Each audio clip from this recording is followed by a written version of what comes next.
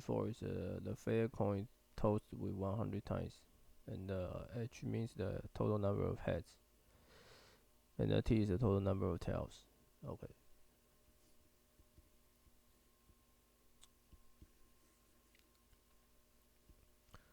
So this is the Bernoulli trial.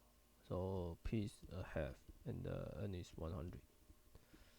So we know the expectation value is 50, and the variance is the standard deviation is 100 times half half. So it's 5. So basically, you can view this is very close to a Gaussian variable, the Gaussian distribution, because it's very large. And this is 50. And if I let then this is the number of heads. Okay. Probably this is not a good plot, but it fits our purpose. Okay, so H equals to 50. So only one point is very small. So the A should be very small. The B may be very large, right? B says 60. So basically, B asks about this one. It is B because the tail larger than 60 makes that the heads smaller than 40.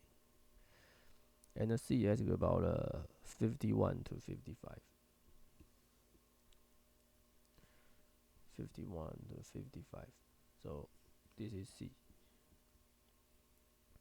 And the D look like D is the H larger than 41 and the T larger than 48. So basically, this means that the H is larger than 48 and the H is smaller than 52. So B is the closest to the first the center region because it is from 48 to 52, and the C is from 51 to 55. And E is very small, that H is very small. So since it's Gaussian normal distribution, so we can it's close to normal distribution, so we can guess the middle one is the largest one, because in the first standard deviation it will contains like 63% of the data. So the answer should be D, because D is the D when H larger than 48 is smaller than 52. This covers the main region of this Gaussian variable, the approximation Gaussian variable. So we choose D.